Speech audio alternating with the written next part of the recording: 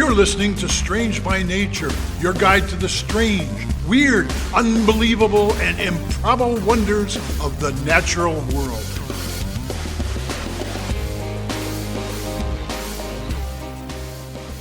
Hello everyone, thanks for being here today. I am Kirk Mona and I am joined today by Rachel Ginza and Victoria Thompson.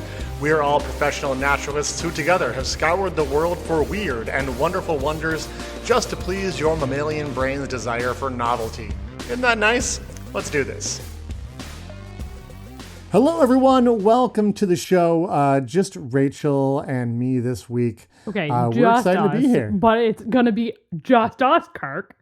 I know, I'm so excited about this week, what I have for you, and it sounds like you're excited too. A story came across my desk this week that caught my attention, and it seemed like this looks like a headline that I saw, and I'm like, oh, this is clickbait. This is totally a clickbait type thing. But I went ahead and clicked on it anyhow, and holy crap, am I glad I did.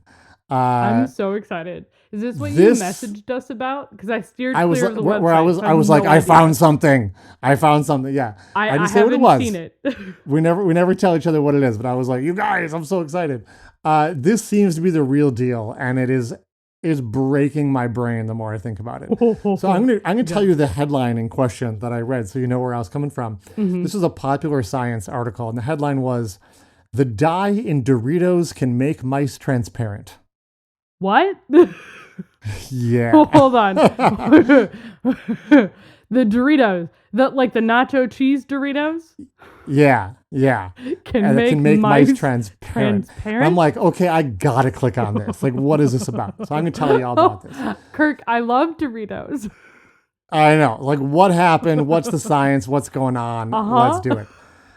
Scientists have been able to turn the skin of mice completely transparent, so you can look right through and see internal organs. What?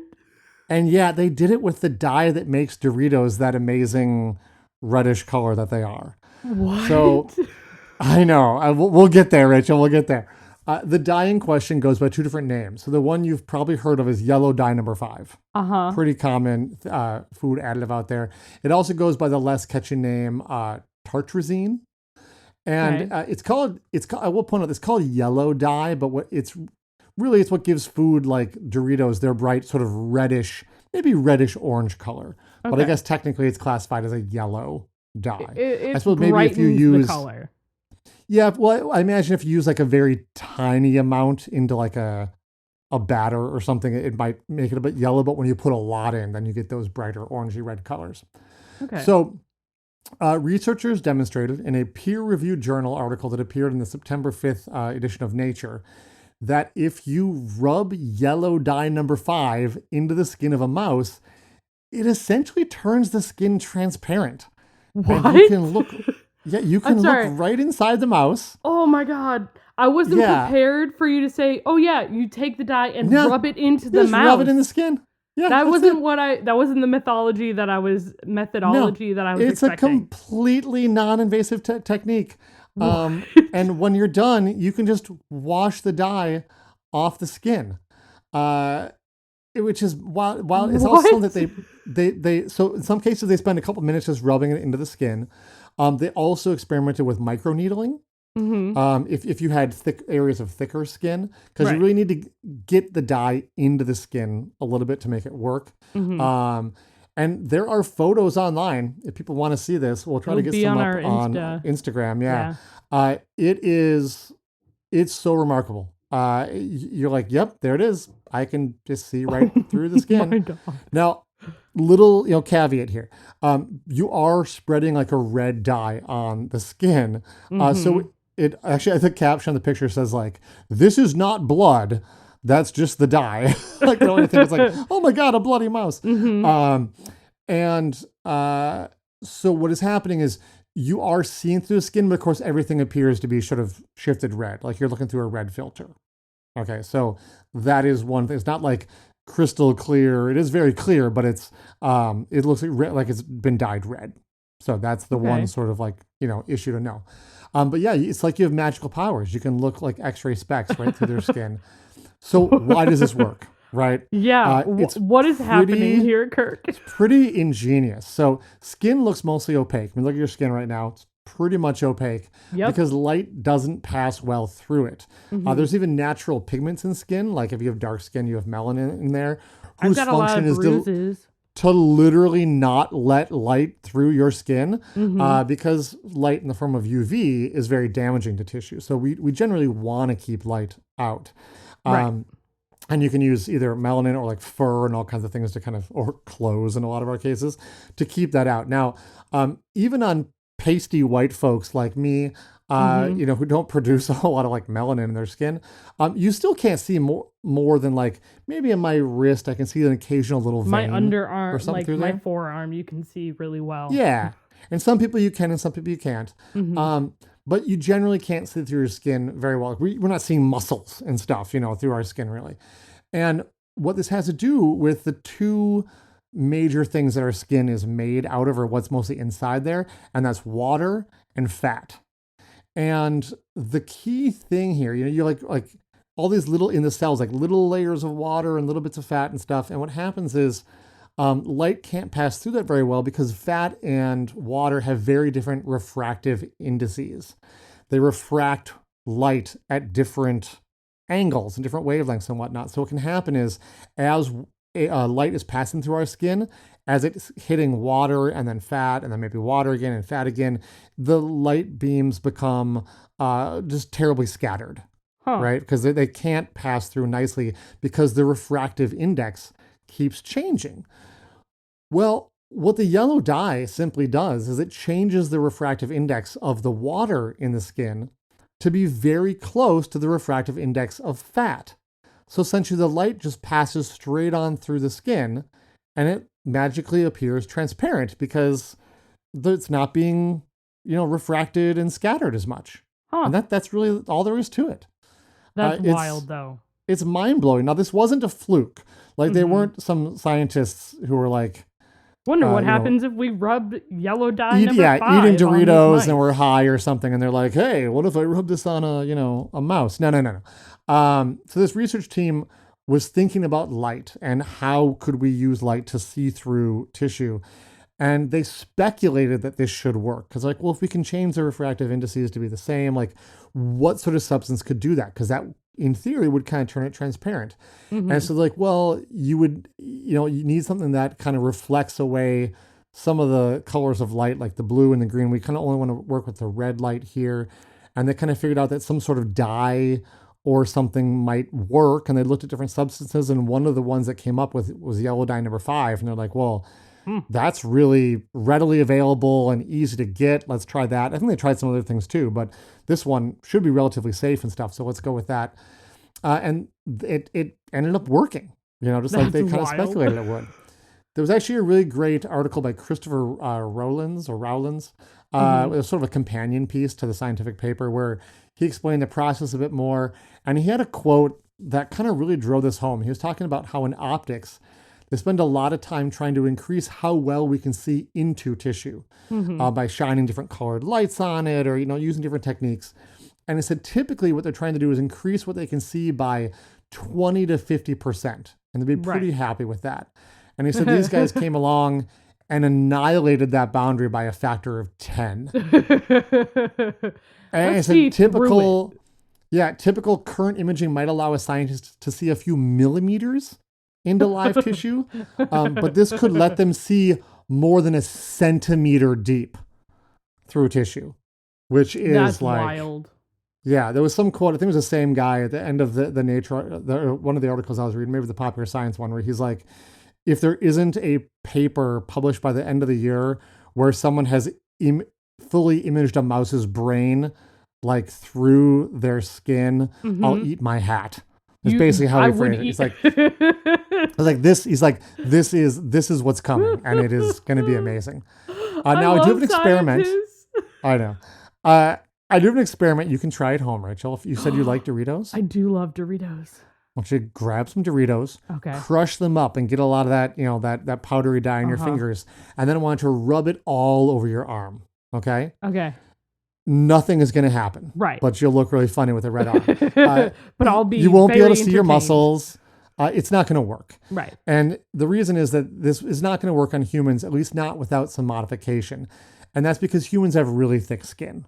I know from working with mice, Their unfortunately skin is so thin. not mice that are live, mice Right. that I have to feed other animals at work.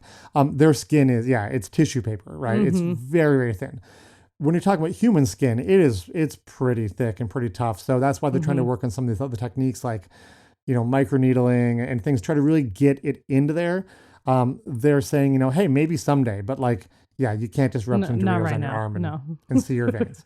I They want somebody also, to have done that, if you have though. if you have to inject massive amounts of dye into your skin, all of a sudden there's not something on your skin; it's literally in your system, and we don't know what dumping massive amounts of yellow dye number 5 into a human body would do. Maybe nothing, maybe bad. They did kind of look at this with the mice though, and see what happens. How does their body process the dye? Because some of it does, go through the skin. Especially if they're using the microneedling. And basically they found that they didn't cause any problems for the mice, and it was non-toxic, and anything that got into their system was excreted through urine within 24 hours.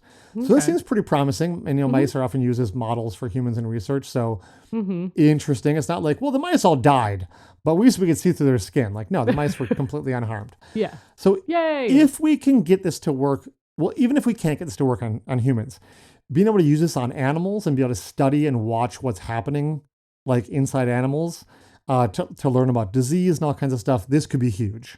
Really huge, right?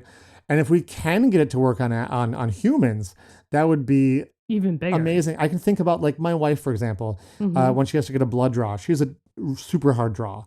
She's almost made some of these nurses and stuff in tears because they feel such failures over this. My mom was the same way, difficult. and I got her veins. So yeah, and so imagine if you could go into the doctor and they take a patch, almost like a nicotine type patch, but it's got yellow dye number 5 in it, and they put it on your arm, maybe in combination with a heat pack to help bring out the veins, and then you peel it off, and you're like, oh look, I can see. Maybe not completely through your skin, but I can see your veins much better now. I'm going to be able to save a lot of time and energy and pain for patients to be able to find their veins easier. It may have some applications in detecting skin cancer if you can see deeper into the skin. So there is just some fascinating, amazing possibilities with this that have just now been opened up. And so it's just fun to see that. On a big picture too with this, I think it's fun to see that we're still discovering really simple things. Sure, with millions or even billions of dollars and these giant research grants, we can unlock the secrets of the universe with inside atoms and things like that. But I love that just a simple idea of rubbing some dye on a mouse's skin could make it transparent. And no one had ever thought to do that before. And all of a sudden, boom, this could open up all kinds of new scientific discoveries. So super cool. When I saw it, I was like, I have to share this with all of my wonderful podcast friends. So that's what I have for this week. There's still so much we don't know in this strange world. And it's just an honor to be along for the ride. It's honestly just asking that one question. I always say this. There isn't, for me at least, there's no such thing as a stupid question. There might be a misplaced question, or it might not be the best question for the time.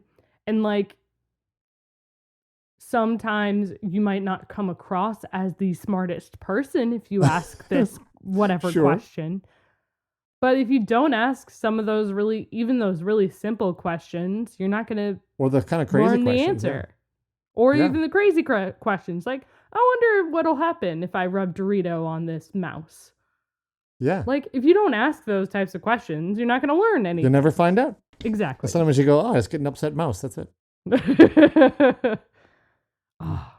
That's so cool, Kirk. we're gonna take a little break, and when we come back, we'll find out what Rachel's got for us. Oh, yeah.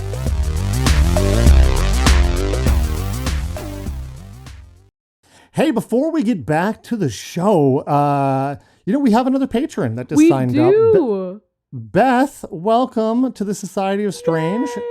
And I hope there wasn't anybody else. I try to catch everybody that signs up, but I know Beth was one of the ones that just came through, so I wanted to give a shout out to her. And it's really smart that she did it now. I don't know if if you guys listen to a lot of podcasts, maybe you've already heard about this. Yeah, there's a big change coming up. People are really sort of upset with Apple. Apple has decided that anytime you spend money on an app, even if it's, say, like the Patreon app, and you're trying to give money to a podcaster, they've decided that they are entitled to 30% of that. It's insane. Which they already have so much money. Right. And it's not like you're buying something in the app. Like, you're trying to support podcasters like us. So what's happening is, like, if you go to our, go into the Patreon app right now and look at it, it's got the prices. We have 3 different tiers you can pay to help support the show.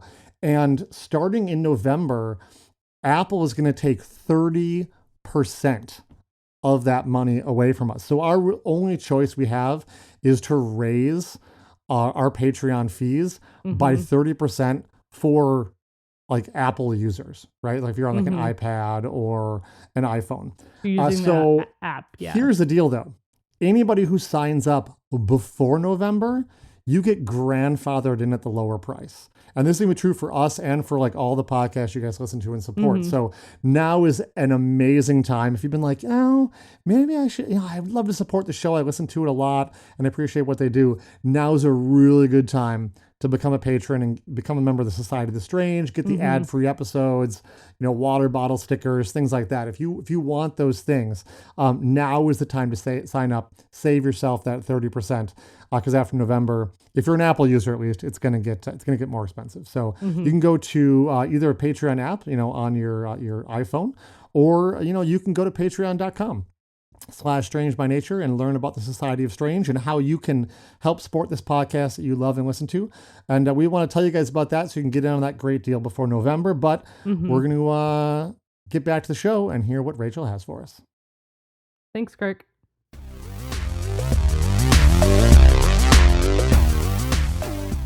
Welcome back to the show, everyone. So a number of times on this show, Kirk, we've talked about the impact humans have upon the world in which we live and like the many different ways that happens, both good and bad. Yeah. Yeah. I want to tell you a bit of a story. Ooh, I love stories. All right. So we're going to go back in time. We're going to go about 400 years ago to Central Europe. We'll just go to like Austria kind of space. Okay. Yeah. Bavaria. I got you. 400 years ago. 400 years ago. So it's the 1600s. There's a lot going on. People are starting to really migrate over towards the Americas. Trade is getting bigger and bigger.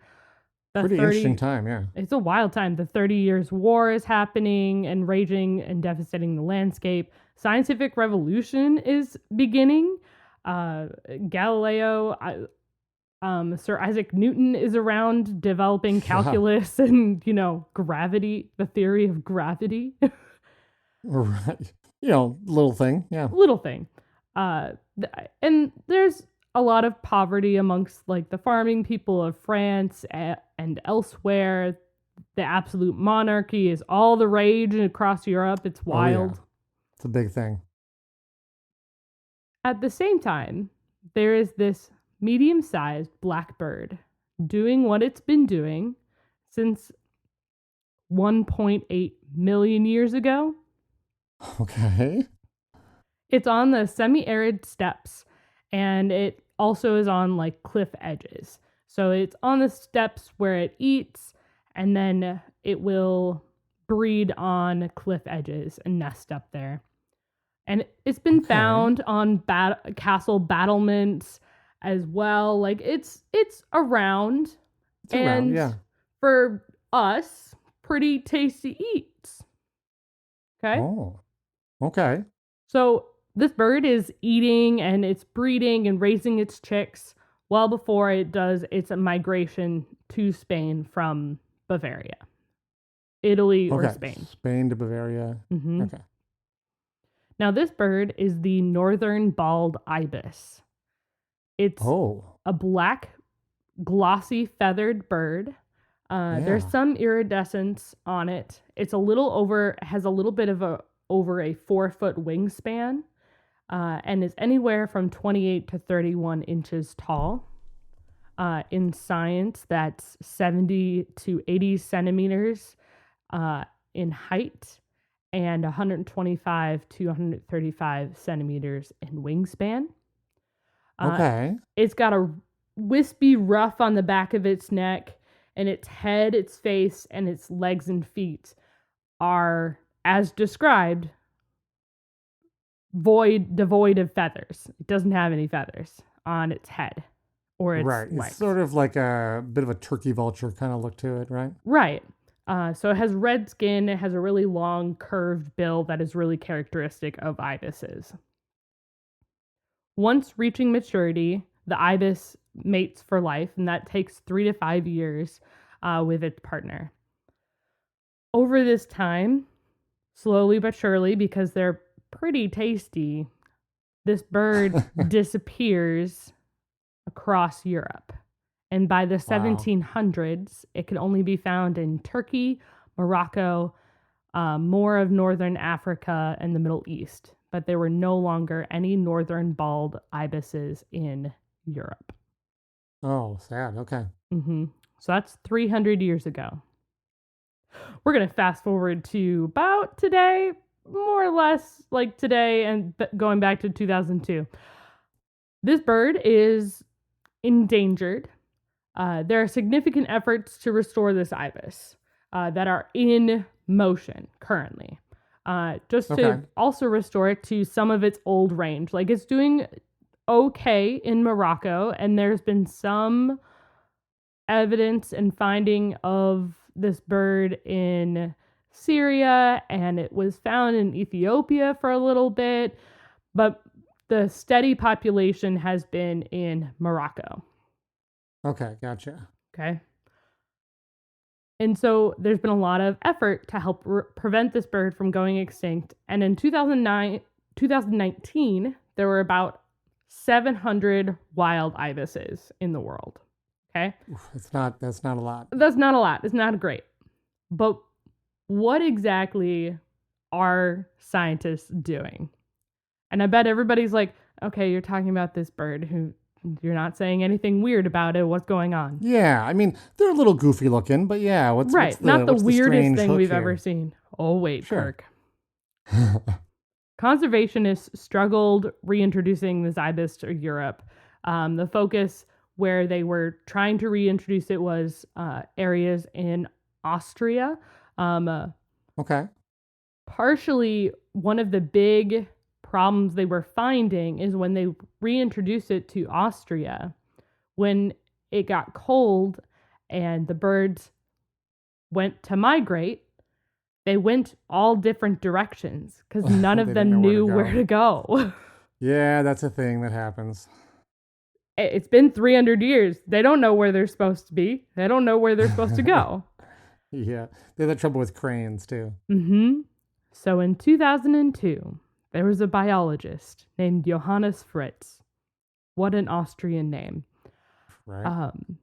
He saw a movie in the 90s that was based on a real technique that was used for geese, for Canada geese.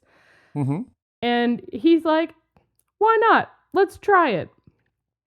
So they took chicks, little hatchling chicks, from pairs in zoos. Because part of the issue with the ibis is that they're pretty slow breeders as well. It takes a little bit of time for them to actually get to maturity and be able to live on their own. It's 3 to 5 years before they reach sexual maturity. And like, they only have 1 or 2 chicks. It's hard to bounce back when you're being hunted to extinction, you know? Yeah, absolutely. So they took the chicks from breeding pairs at zoos, brought them to an aviary, and allowed the chicks to imprint somewhat on humans and human fosters. Okay. This was just to gain trust. They still encouraged a lot of wild behavior and let them be ibises, but they did help take care of them, help clean them, help show them how to be the ibises. Right. And then when it was time, I think I see where this is going. everyone takes to the sky including the human fosters. Do they use an ultralight? Kirk, they used an ultralight aircraft and they fly Awesome. along the historic Yeah. migration route from Austria. As of the recording of this podcast, they are currently in flight right now. Oh, sweet. All right. Yeah. I mean, migration has started for sure. Exactly. So they start in like August 23rd and it's a 50-day migration. Wow. So by the time this comes out, they're still flying. Oh, Wild. Okay, so they take the ultralight and they have biologists piloting it, and then they have the human fosters in the back encouraging the birds and waving at them to get their attention, so that way the aircraft can lead them along the migration route. amazing. As they're And once they learn it, they'll pass it on to the next generation. Right? exactly. So this started way back in 2002, and they've had to deal with some real problems. One is climate change. So they started to migrate when it was colder in the Alps. They had to deal with electricity issues because the birds were highly susceptible of, like you talked about, Kirk. They're highly susceptible to electric wires and things like that, and we can't afford to lose any of the ibises. And they also had to deal with like other like airway issues as well. So from 2002 to I think this year, they tracked from Austria to Italy. And now this year they started a slightly different migration path that was a little less, it's a little longer. It's like 186 miles longer, but it allows the birds to not go through the cold Alps as much. So they're less likely to freeze or have any issues with the cold. Death, So they're flying from Austria into Spain, like along the edge of Spain, which is someplace where they were found in the past. So really cool. And then once they get to the winter spots, the ibises are independent enough that they're just on their own, and the fosters can depart, and the birds are just fine. They have actually gotten wild. The first generation has already bred wild birds out there. Excellent.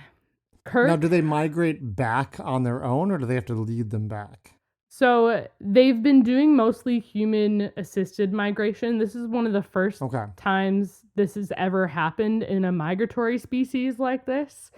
Like the inspiration was gotten from a movie from a guy who did it in like a shorter span for geese, but it wasn't quite the same. For geese, and they've done it for whooping cranes. Right. And remember, this happened in 2002, so it's changed a bit. A bit, yeah. They've been doing this for 17 years.